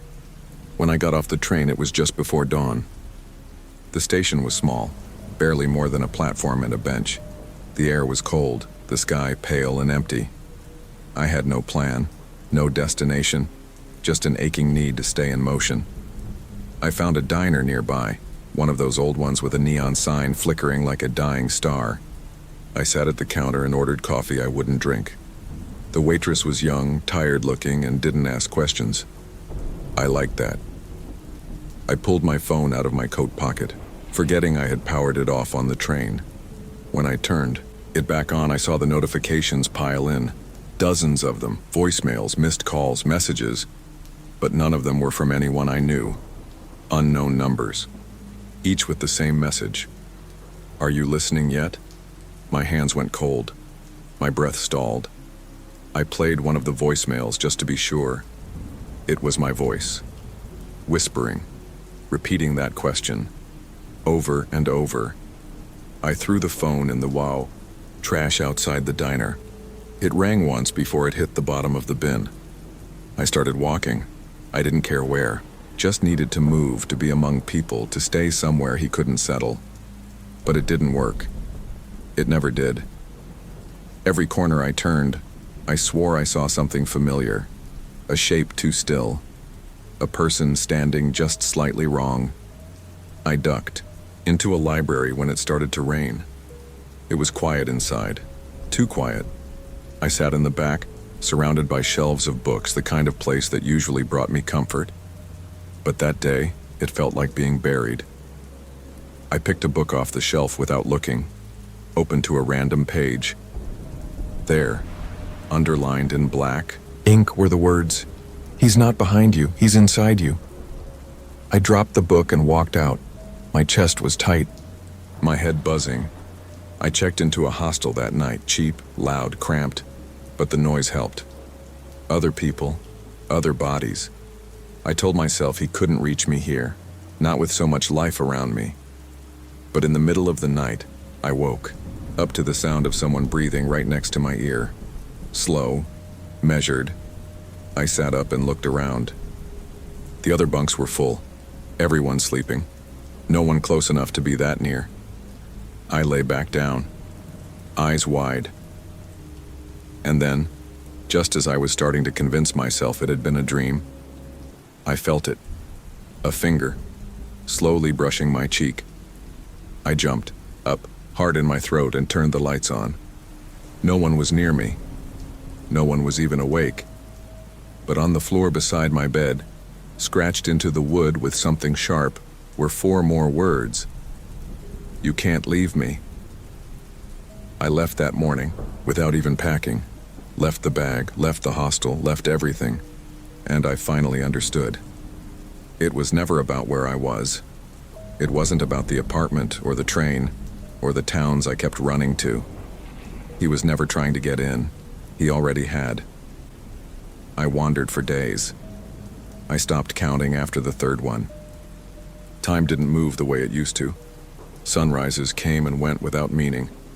I'd wake up in parks, bus stops, train terminals, wherever exhaustion dropped me. And still, no matter how far I went, no matter how many new cities I passed through, I always felt the same weight. That pressure, like something was just behind my skin, watching me through my own eyes. I didn't speak to anyone unless I had to.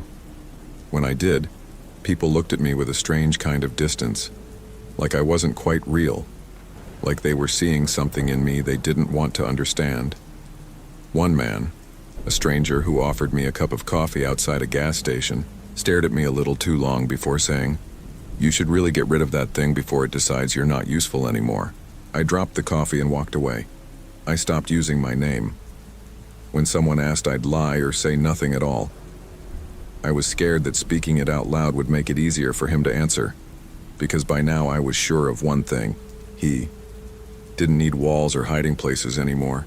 He didn't need vents or crawl spaces. He lived in the spaces I'd carved out myself, in the quiet moments between waking and sleep, in the memories I no longer trusted. One night I found myself in front of an old church, the kind with cracked stone steps and a door too heavy to open without both hands.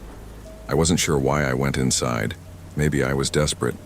Maybe I thought, for a second, that there might still be places he couldn't reach. It was empty, dusty. A few rows of wooden pews, all worn with age. I sat in the very back, the farthest point from the altar, and just existed. For the first time in weeks, I felt something close to peace. Not safety, but silence. A break in the tension. I closed my eyes, just for a second. When I opened them, there was someone sitting in the front pew. I didn't hear them come in, didn't feel them, but they were there now, still, facing forward, not praying, not moving, just sitting. I stood slowly, walked up the aisle step by step until I was halfway to the front. That's when I saw it, his back, his shoulders too narrow, head tilted slightly to the side, like he was listening, waiting. I stopped, my knees locked. He turned. No eyes, no mouth, just pale, stretched skin where a face should be. But somehow I still knew what he was thinking. I could feel it ripple through me like a current. There's no one left but us. I ran. I didn't look back, not once. I just pushed through the doors and into the cold night, lungs burning, legs barely holding me up. I ran until my vision blurred, until the streets all looked the same, until I couldn't tell if I was awake or not. And when I finally stopped, when I finally collapsed near an alley behind a convenience store, I realized something I should have understood from the beginning. He didn't want to kill me, he wanted to wear me, to walk like me, talk like me, breathe like me, to become me. That's why the voices had sounded like mine. That's why the handwriting in my journal had started to shift. That's why the strangers had looked at me like something was wrong. They saw him, even if I couldn't. I didn't sleep at all that night. I sat in the alley with my back to the wall, fists clenched, whispering my name over and over again, trying to anchor myself, trying to hold on to whatever piece of me he hadn't taken yet. But it felt like trying to hold water in my hands. Slipping, dripping, gone. I went to a library the next day, sat at a computer and searched for help, for answers, for anything. Stories like mine, old cases, urban legends. But nothing ever matched exactly. No one ever described him the way I'd seen him, because I don't think he has just one form. I think he takes pieces from everyone he's ever followed. Bits of skin, voice, movement, until he's more echo than person. I printed out a blank sheet of paper, just one, and wrote across the top, "This is still me." I folded it and put it in my coat pocket, in case I forgot. But I can feel him more now. Not just watching, pressing against the edges, whispering through my thoughts. And sometimes I hear him louder than I hear myself. Sometimes I answer him without realizing. Sometimes I say things I don't remember thinking. He's getting stronger. I'm getting quieter. I've started recording myself constantly. Not for safety, not even for proof. I need to know when I stop being me. I keep the camera running while I sleep, while I eat, while I stare out windows for hours doing nothing. I watch the footage each morning, looking for changes, for slips. Sometimes I catch them. A moment where my reflection blinks too slowly, or my mouth moves before the words come out. I never remember those parts. I write things down now the moment I think them. I keep a notebook tied to my wrist with an old shoelace. Every time a thought feels too clear, too sharp, too unlike me, I write it down. Then I cross it out. That's how I keep him from taking it, from using it. But it's getting harder. He's not outside anymore. He hasn't been for a long time. He's in my thoughts, in my breath, in the way my hands move without me noticing.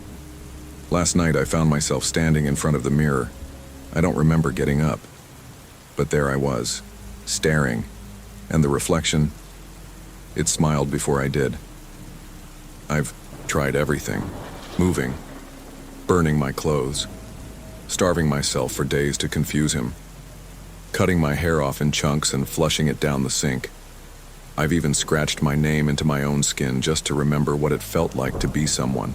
But none of it works. He doesn't care. He waits. He watches. He's patient. There are moments, small ones, where I can still feel a sliver of myself, like when I smell fresh coffee, or when the wind hits just right and reminds me of walking to class on crisp mornings. I hold on to those, with everything I have. I breathe into them like they're my last taste of oxygen, but they don't last. I saw Harper again, or maybe I didn't. I was in a grocery store shuffling through the aisles like a ghost, and she turned the corner. Same eyes. Same way she used to fidget with her sleeves when she was nervous. I called out to her. She looked at me, tilted her head, and then she smiled. Not Harper's smile. His. I left my cart and walked out without a word. That night, I found a note on the pillow beside me. Plain paper. My handwriting, but not quite. Like someone trying to trace my style. And falling just short, it said, "Let go. I'll take care of everything." And for the first time, I thought about it. What if I did? What if I stopped fighting? Would the noise stop? Would the fear disappear? Would he take over and just live? Would people think I'd finally recovered? Gone quiet? Gone calm? Would they ever know it wasn't me? Maybe that's the worst part. Maybe they wouldn't. Because he doesn't come in screaming. He comes in slow, gentle, patient. He waits until you're too tired to tell the difference, until the only version of yourself left is the one he built from the inside. And when he speaks, he sounds like you. When he moves, it's in your skin. When he laughs, it's your voice. So no one sees it happening, not even you.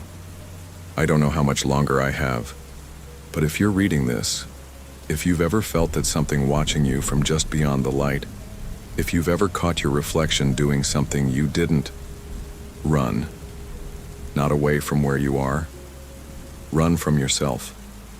Because once he's inside, once he's comfortable, he doesn't just haunt you, he becomes you. And by the time you notice him, it's already too late. Thanks for staying with us until the very end. If you enjoyed tonight's chilling tales, don't forget to hit that like button and subscribe for more stories that keep you up at night. Share your favorite part in the comments. We're always watching, and remember, at Nocturnal Narrative Studio, the night never truly ends.